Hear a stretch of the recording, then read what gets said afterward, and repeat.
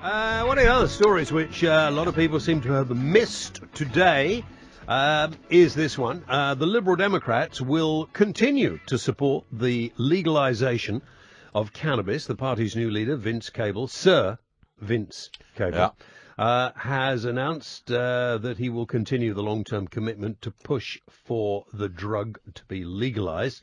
The Home Office said it has no plans to relax the current law, which I think is a bit stupid, in my view, because, you know, the prohibition of drugs, legal or illegal, doesn't do any good at all. Playing into the hands of criminals. Saying that there's clear scientific and medical evidence that cannabis is a harmful drug which can damage people's mental and physical health. Well, you know, going out breathing some of the polluted air apparently can damage your health. Smoking ordinary cigarettes can damage your health.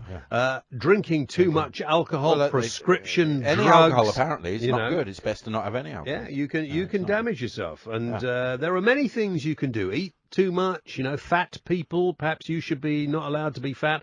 There are lots of things that you do, so that's not an argument. So I thought I would talk to a man who has very strong views on this, Mr. Peter Hitchens, the columnist. And I recorded this just before we went on air because he wasn't prepared to stay up or couldn't do it at any other time, I don't know. But this is probably a demonstration on how not to do an interview. But I started by asking Peter Hitchens what he thought about the Liberal Party's decision.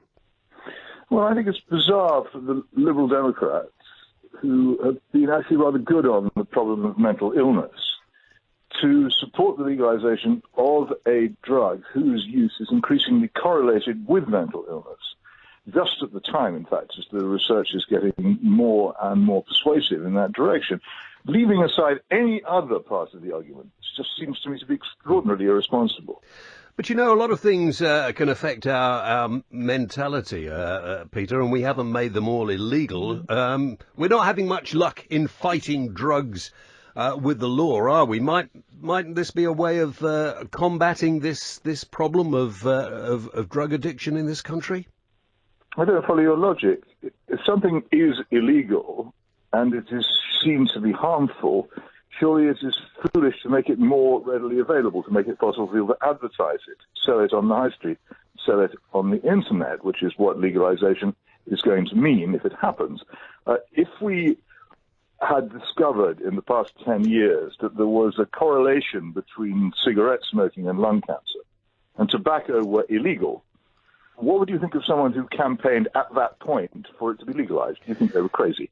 Well, I don't really care what anybody does, as long as they don't involve me or anybody who doesn't want to actually be involved in it. And it seems to me that But it does involve you. Well, it doesn't. And it involves everybody. If someone becomes mentally ill, two things happen. One, his family is faced with a huge personal tragedy which they have to cope with. That might be you. In your case, I don't know what your family is like. But well, why don't we just talk about illness? I'm answering your question. Yeah, not very well. I'll carry on. No, I'm answering it perfectly well, but you're interrupting it very badly. The point is quite simple. I'll be the judge of that. If you are, no, I'll be the judge of it, thanks. Or if you don't want me here, I don't have to be here. But on the other hand, if you want to listen to arguments, just do so and take them seriously. Thank you very much indeed, Peter. Good talking to you. That's great. Peter Hitchens on the show obviously doesn't want to listen to any other side of the argument. Thank you for that. And we're back in the house. Yeah, and I can't stand being patronised like that. That is the one thing that if anybody talks to me in that way, I am not going to put up with. Yeah. Okay, I'm quite easygoing, but you talk to me like that, I'm not. And I was prepared to have quite an interesting discussion with him because he's wrong. On many fronts, on many things he writes. I mean, I don't think there's any evidence it causes any mental... I think there is. We should get Professor Nutt on about that.